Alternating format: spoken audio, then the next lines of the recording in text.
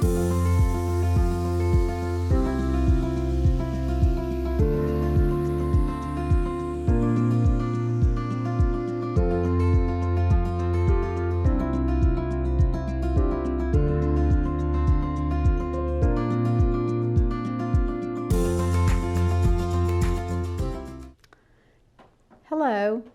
my name is Brenda Rappold. For those of you who may not know me, I am a member of the leadership board at the United Methodist Temple. I would like to share with you my personal background information. I was born and raised in Beckley, West Virginia. I attended Woodrow Wilson High School and went to pharmacy school at WVU. I also had a teaching certificate in math and science. I have an identical twin sister who lives in Summerville, South Carolina, and a younger sister who resides in Kingsport, Tennessee. My mother, who will be 94 in September, also lives in Summerville, South Carolina. I am married to Richard, or Rusty Rappold, who is also a Beckley native.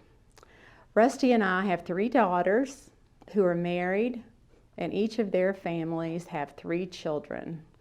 We are proud grandparents of 9 grandchildren, 5 girls and 4 boys. I have attended church all of my life. My grandfather and uncle were preachers. I accepted Christ as my Savior when I was 8 years old. I attended an independent Christian church, pastored most of the time by my grandfather, until I was in my 40s. At that time, I felt like I needed to make a change to move our daughters and me to a church that offered more youth opportunities.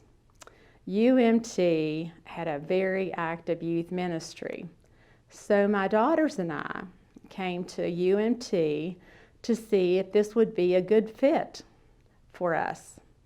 It's also important to note that my husband Rusty is a very active member at St. Francis de Sales Catholic Church, and that is the reason that he is not normally with me.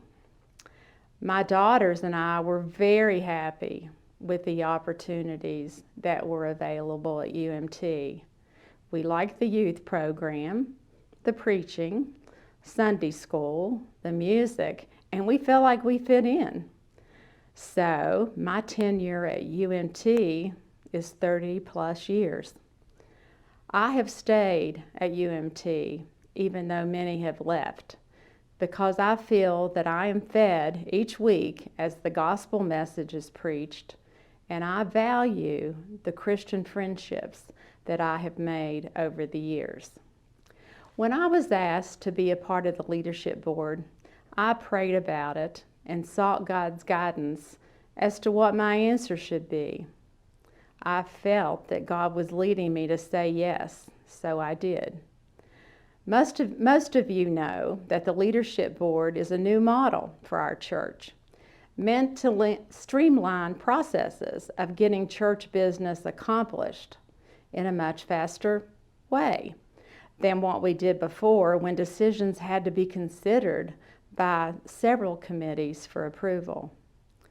Our board is made up of people who bring different perspectives to the table and are definitely all in to see our church succeed and grow.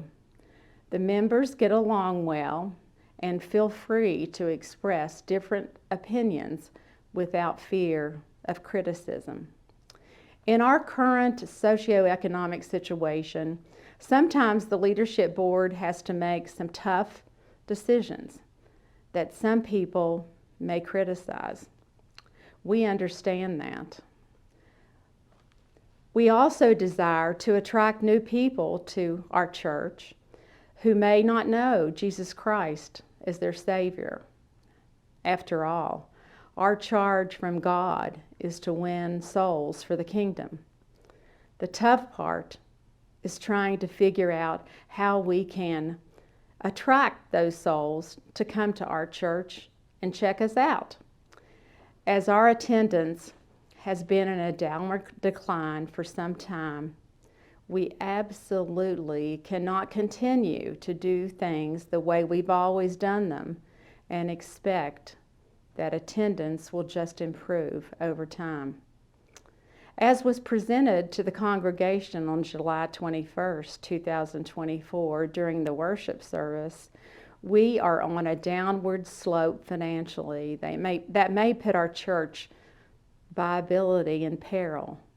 The leadership board definitely does not want our church to continue to decline. The leadership board does think that our church existence is worth saving if we are all willing to make changes. Change is not easy. The biggest difference we can make to ensure our existence is if we are all willing to participate. The only realistic opportunities that were presented on July 21st were we change what we're doing to attract new members, or we close our doors. Of course, the leadership board wants to proceed with the first option, to keep our church open and attract new members. We want to grow our church. Our question to each of you is, what are you personally willing to do to see this happen? So, what is our part in the process? We can give glory to Him, that's God, answering that it's Him who gives us the desire and power to do what pleases Him.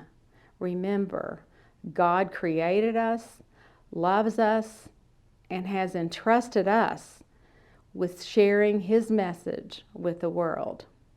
The members of the leadership board want to work with you and build great relationships.